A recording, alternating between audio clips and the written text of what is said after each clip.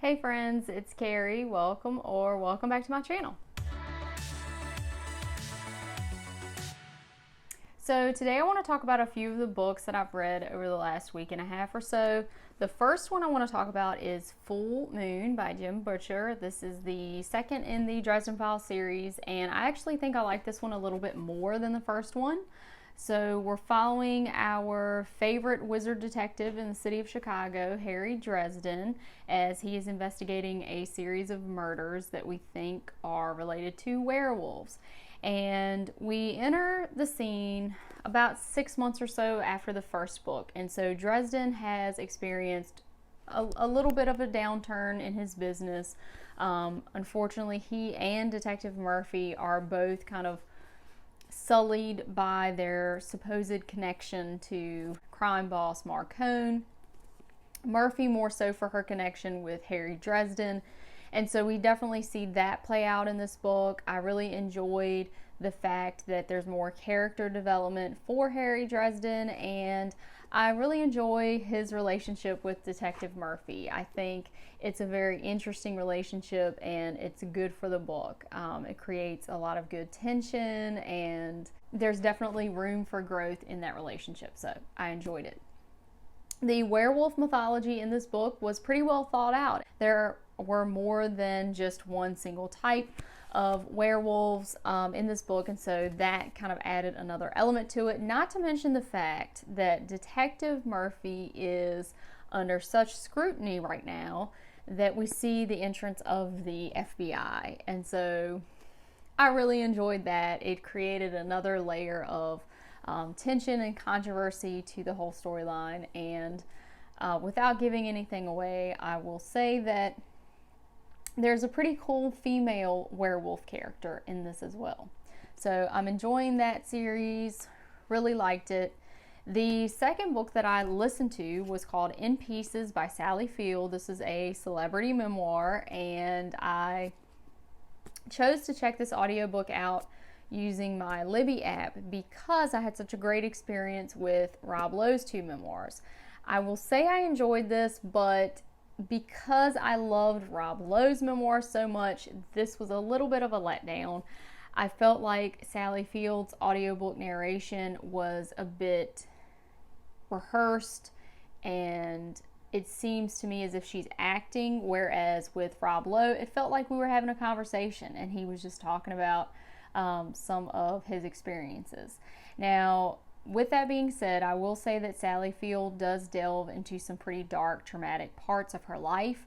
Apparently, she was abused by her stepfather named Jocko, who was a pretty well-known stunt person in Hollywood in his own right. And of course, that is, I'm sure, just extremely difficult for her to talk about. So that might explain why parts of it seemed a little bit rehearsed or forced. But if you're looking to hear about Sally Field's relationship with Burt Reynolds and Smokey and the Bandit, you will get all of that in this book, and that's what I was looking for, especially after seeing interviews with Burt Reynolds where he pretty much admits that Sally Field was the love of his life and that he fouled that relationship up. Sally Field's memoir does pretty much confirm that. And I think he really missed the boat on that one. Unfortunately, I think at the time Burt Reynolds was suffering from a lot of injuries from doing stunt work, and it appears that he may have been hooked on some pills and that sort of thing. So I'm sure that contributed to the downfall of that relationship. But he doesn't come off very well in this memoir, but he really shouldn't, because he did do those things. So I don't see any problem with Sally Field, kind of exposing her truth in that book.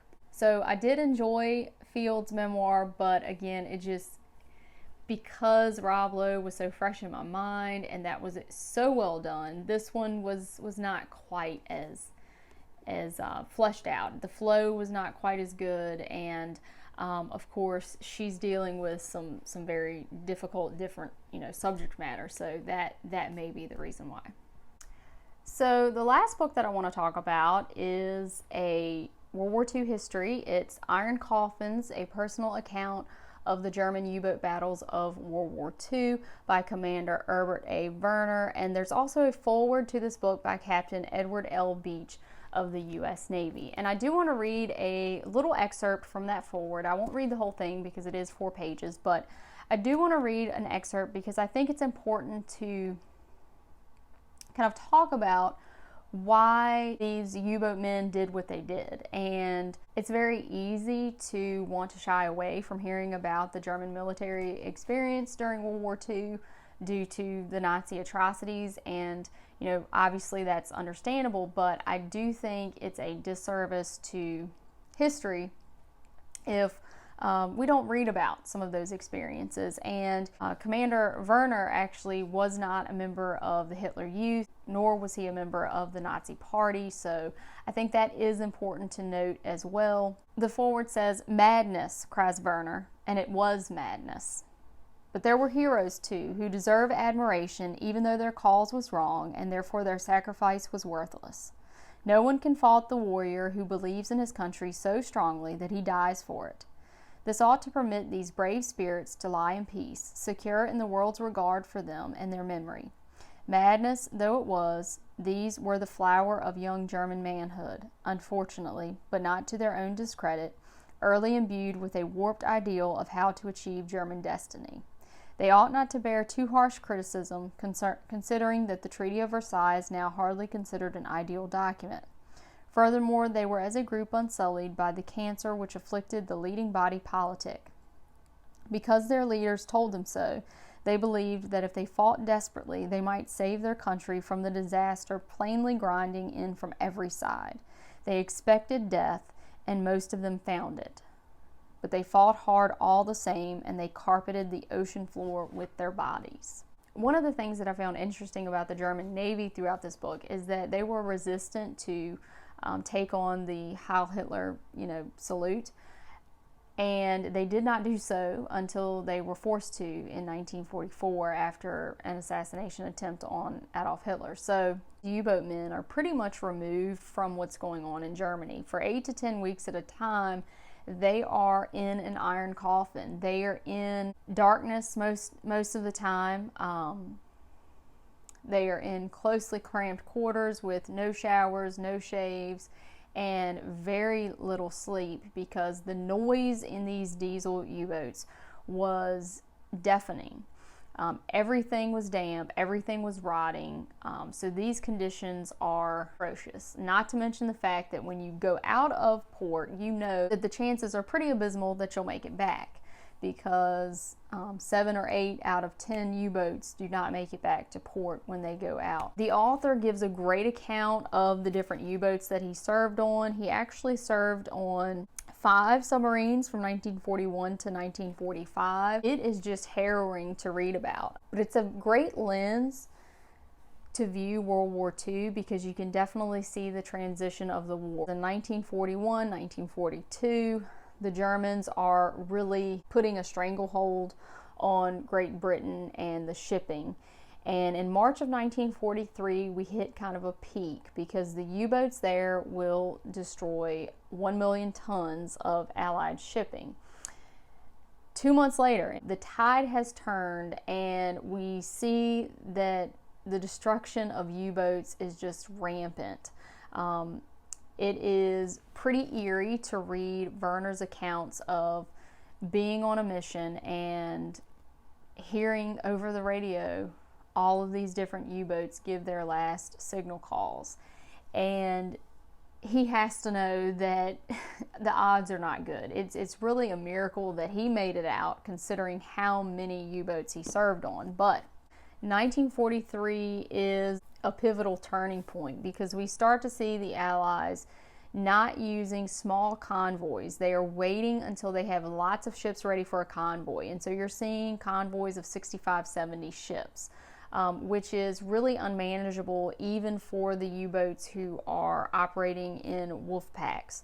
We also see the appearance of aircraft carriers. And so even though the U-boats may be out in the middle of the Atlantic, it's not impossible for the Allies to have air superiority. And also, we have the fact that the Allies have decrypted the Enigma code. And so, you would think that German High Command would put these things together and put in place some policies and put in place some changes, but they don't. They pretty much leave these men out there to die and issue them commands which are essentially suicidal. And there's nothing that these men can do about it. And their higher-ups even recognize how preposterous these orders are, but they don't really have the authority to change it. We also see the propaganda at work here, because even among the military men, they are holding on to this hope of these wonder weapons that Hitler is supposedly working on. And at the very end, we do see, I think it's some of the Type 9 submarines that are in operation, but it's too few and it's too late. And the Allied industrial capacity and military might is just something that the German military cannot overcome. So it's interesting to see all of that play out in the war through the lens of this U-boat commander. And some very interesting tales about how he escapes POW camp and that sort of thing. So this gentleman had a very harrowing World War II experience, and you know, he's lucky that he made it out, but he did, and he came to the United States and he became a U.S. citizen. I am more interested in U-boats and submarine warfare after reading this book, so I would highly recommend it. And there are lots of pictures of the author in the center, which were very interesting to see and look at, and also a diagram of the Type 7 U-boats. So that was pretty cool. The last thing that I want to mention is that I am doing 2 buddy reads right now, or actually read-alongs with a bunch of different booktubers and other interesting folks. The first one is William Faulkner's Sanctuary. There is a Voxer group on that, and I don't want to talk about it quite yet because I'm not done with it, and some of the other people in the group have already put out videos. I'm probably going to link Brian and Roz's videos down below because they do a phenomenal job of talking about those first 8 chapters. So if you're interested in that, you can watch their videos. I'm still kind of ruminating on my thoughts about that book because I set it down to finish the U-boat book. So I really want to have my thoughts collected before I talk to you guys about it. And the second read-along I'm doing is The Master and the Margarita by Mikhail Bugelkov. And I'm very excited to read that. I haven't actually started this one yet, so hopefully I will soon. Next week, if I do a video, it will probably be about these 2 books because I'm going to try to concentrate on those 2. So I hope everyone is having a great week, and if you have any thoughts about these books, shoot me a comment, and hopefully I'll see you in the next one.